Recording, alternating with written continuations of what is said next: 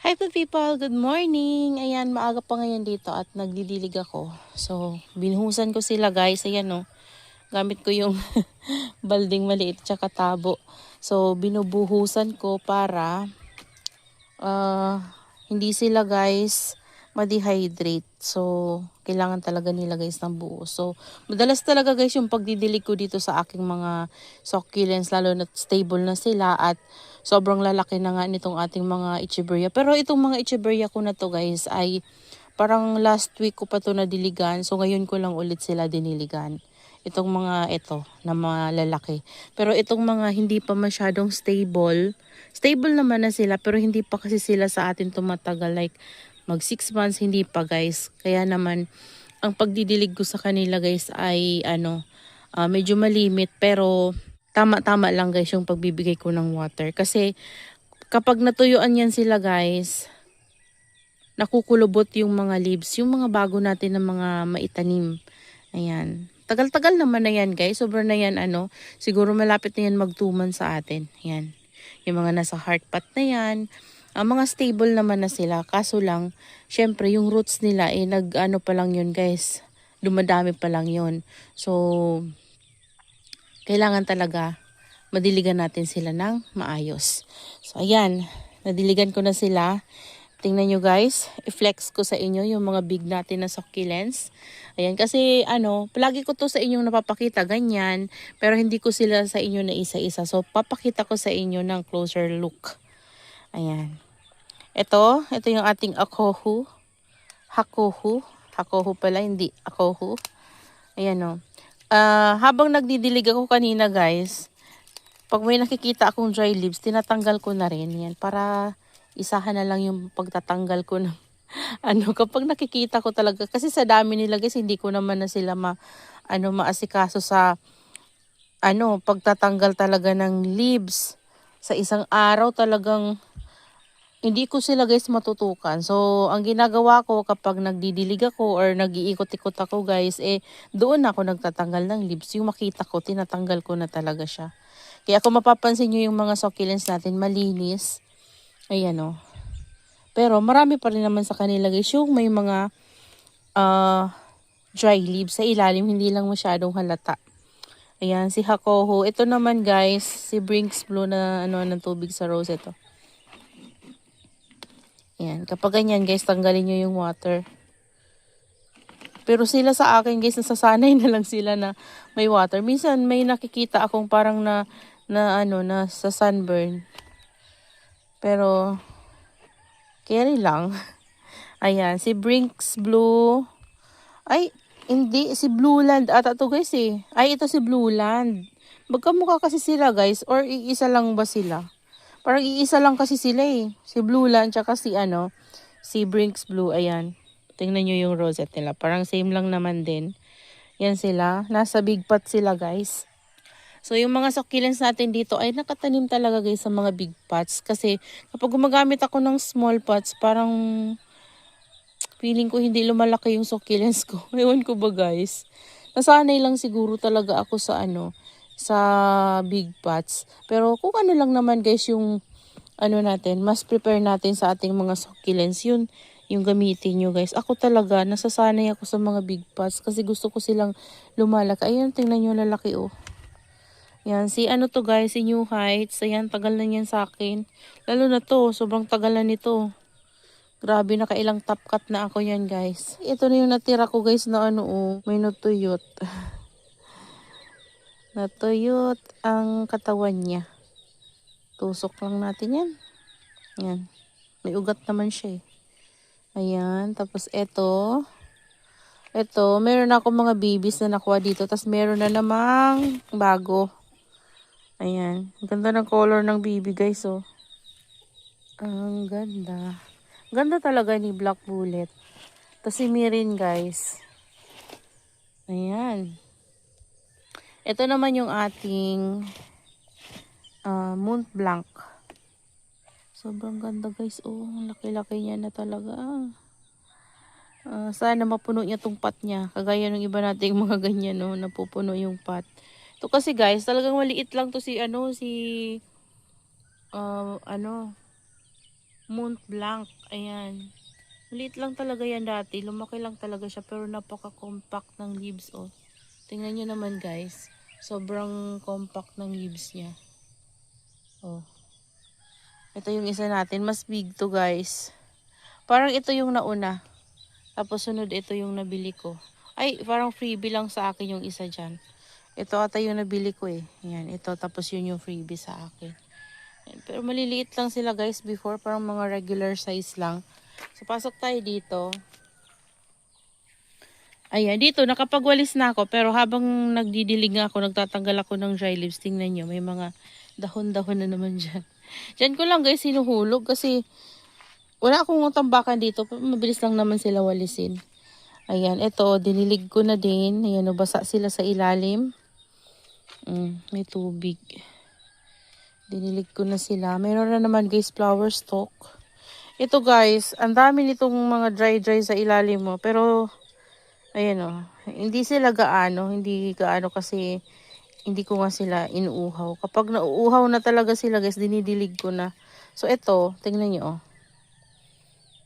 Kulubot na yung leaves niya dito sa baba. Medyo malambot na. Kaya naman, nagdilig na ako ngayon. So, hindi ko to masyado guys, dinidilig kasi matataba yung mga leaves nila.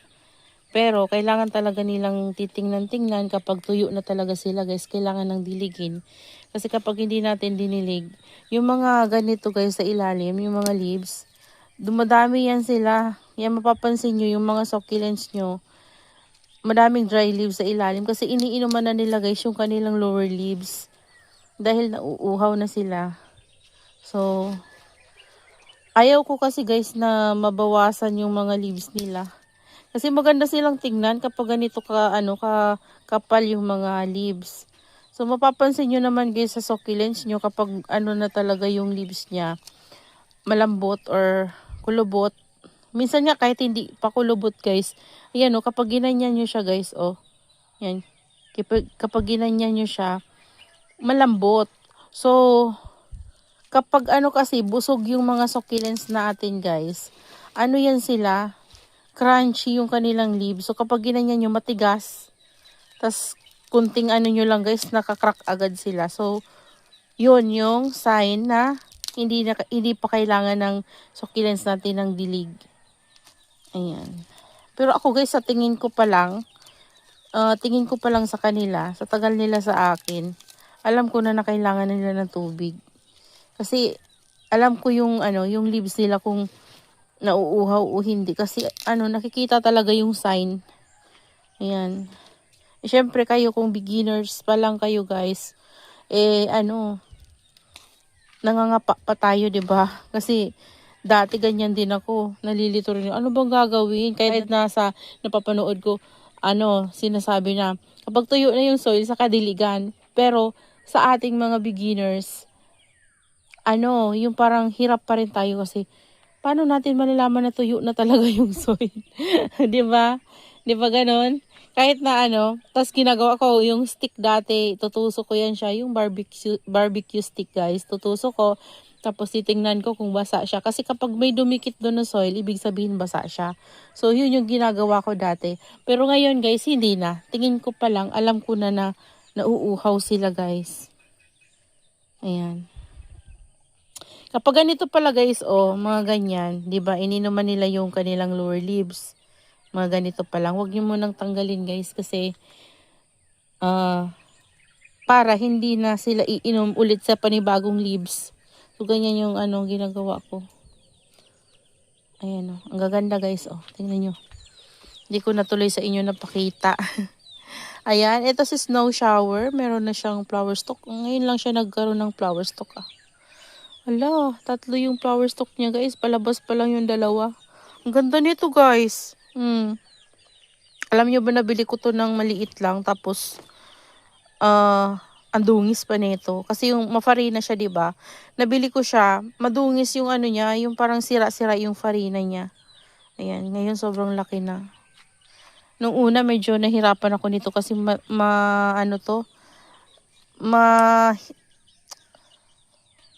medyo mahirap siya kasi nagmamashi-mashi sa akin nung una guys. Pero ngayon, okay na. Carry na. Ayan. So, pero hindi pa ako guys ito nakakapag-propagate. Parang gusto kong itry i-propagate siya through leaves. Ayan. Tapos ito, tingnan nyo guys.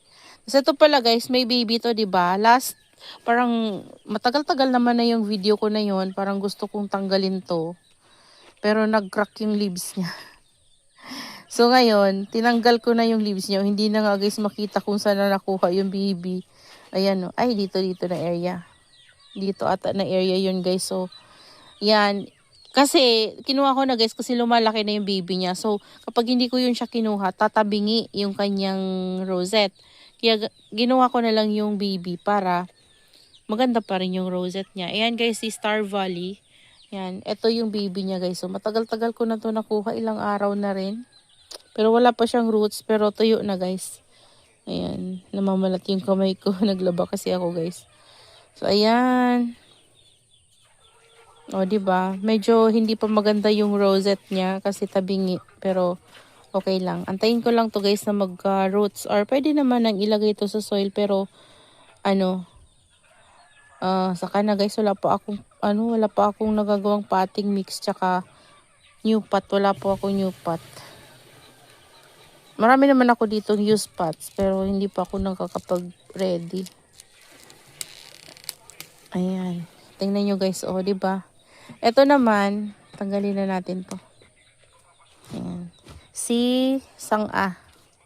Ayan. Ito guys, si Sang-a.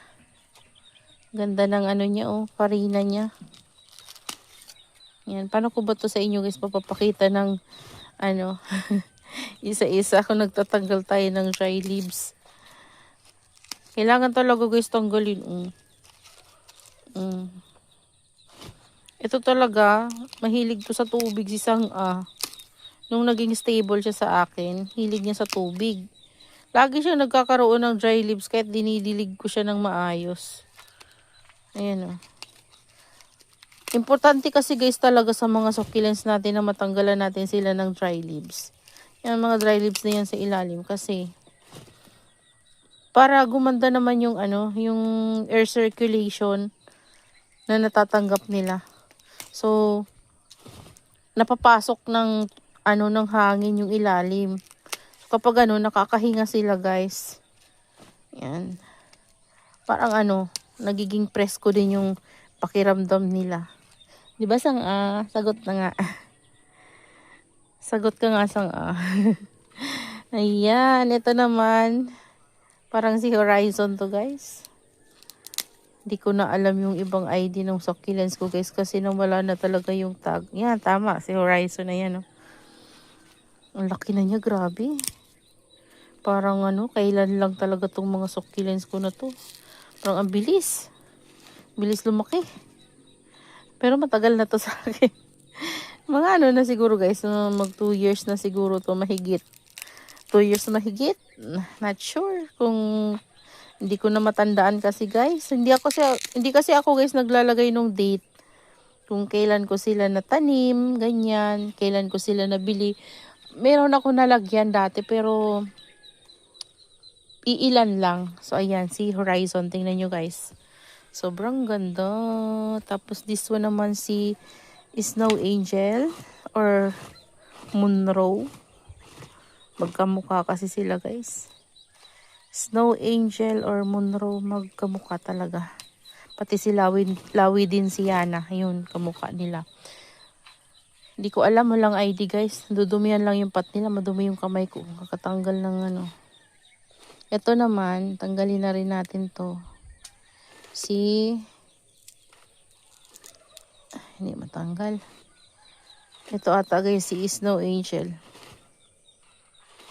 Wala, hindi makita. Walang ng ID. Ay, mayroon na namang flower stalk sa gitna. Tingnan nyo guys, Wow. Ito naman yung bigay sa akin ni Sis Aika. Ayan. Shoutout sis. Ito na yung ating Tuli Monroe. Ayan. Ang ganda niya. Ang laki na talaga niya. Promise. Diba? Ito din. Tanggalin na natin. Yan. Tinatanggal-tanggal ko na lang guys. So, hindi na kailangan ng gunting. Kamay na lang. Ayan. Tingnan nyo. Sobrang laki. Lalo na to. Ito guys, parang naghabulan yan sila dati. Pero tingnan nyo to oh. Pero niripat ko na to guys. At tawag dyan. Pinalitan ko na siya ng soil mix. Pero ewan ko ba, bakit ganun? Nagre-recover pa lang siya. Ayan oh. Antayin lang natin. Kasi kakaripat ko lang sa kanya siguro. 1 month pa lang ang nakalipas. Yan. Sana pareho na silang ganito kalaki guys. Kasi same kasi sila guys. Sinapkat ko kasama tong si Monroe. Ayan, may Monroe kasi ako dati na 2 heads na lumaki na talaga. Ang ginawa ko, tinapkat ko din. Kasabayan nila yun guys. Basta natatandaan ko ito. Tapos may Monroe pa eh. Di ko na matandaan kung alin na Monroe ba yun. Basta 2 heads yun ng Monroe. Lalaki na kasi ng Monroe ko guys. Oh. Di ba ito? Ewan ko. Ang lalaki na kasi nung Monroe. Kasi nung tinapkat ko yung Monroe na yun na 2 heads. Tama pa lang yung laki talaga ng heads nila. Parang medyo maliit-liit lang siguro dito ng konti. Konti lang guys. Ewan ko kung alin na yun. Hindi ko na talaga guys matandaan. Di ba? Siguro ito. Not sure guys. Ayan, na talaga. Hindi ko na matandaan. Ayan, ito naman si Jinjohe. Tingnan nyo guys. Yan ang closer look niya. At sobrang na niya guys. Sobrang laki na talaga. At lagpas na talaga sa sapat na yan guys. So, ayan. Ito, hindi ko alam kung sino na to guys. Ayan, tapos this one, tingnan nyo.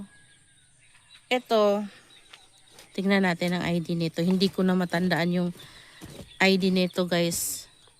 Wala na talagang mga ID. Ito guys, kakaiba yung pangalan niya. Lawi Idalwis. Ayan.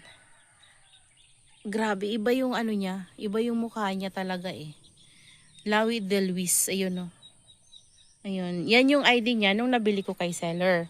Kaya yun yung nakapangalan sa kanya. Kasi lahat ito guys ay nilagyan ko talaga ng ID. Ayan tingnan nyo to Si Lati Rose, ayun si Lati Rose yan guys.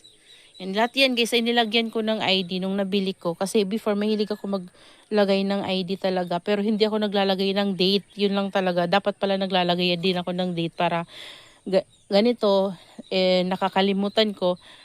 Alam ko kung ilang taon na sila sa akin, no? Dapat pala ganun. Kaso lang, hindi ko naisip. Ayan. Ito guys, yung mga tinapkat ko na, ilipat ko lang. Naglag yung leaves niya. Lipat ko lang, iniikot ko to. Tingnan nyo, may mga dry leaves kasi to. Ito naman guys, 2 to. Kaso yung isa nabenta ko, mas malaki yun dito guys. Puno din yung pot nun eh. Alam nyo guys, pag magbibenta ako ng mga ganitong succulents, yung napalaki ko na talaga sa akin, ganyan, nalulungkot ako. Nalulungkot ako guys kasi parang babay na. Babay na sa pinagsamahan natin. Pupunta ka na sa iba, ganun. Parang nakakalungkot kasi ako yung nagpalaki sa kanila, naalagaan ko sila. Parang namimiss ko din. Ayan. So, yan guys. Ito yung mga succulents natin ng mga big. Ayan. Mayroon tayo ditong madiba. Ayan. Ito naman. Nakalimutan ko yung neto guys. ID neto. Ayan. Ito nga. May Monroe na naman tayo na 2 heads. So, pwede na naman yung paghiwalin kapag nag-separate na yung body niya. Ito. Si Jinjohe din to guys. Ayan. So, yan yung mga big succulents natin. Ito pa pala si Monstrous Lailacina. Nagtatry ako sa kanya mag-propagate through leaves. Pero tingnan nyo guys, so hindi nagiging successful. Nagro-roots lang. Ayan. Yan siya Ganda Yan. Ano pa ba? Ayan, si Lawi. Lawi. Nasira yung leaves niyan guys dito na area kasi dahil dun sa habit, lumaki yung habit katabi niya. Ayan. Ano pa ba yung may share ko sa inyo? Yung malalaki talaga. Ito lang naman na kasi guys yung mga Echeveria succulents ko pala. Tsaka doon na area sa kabila. Karamihan lang naman din dun guys, yung mga Echeveria ko is Laura, si Cream Tea. Yung may Cream Tea pala dito. Puntahan natin. Pakita ko sa inyo si Cream Tea.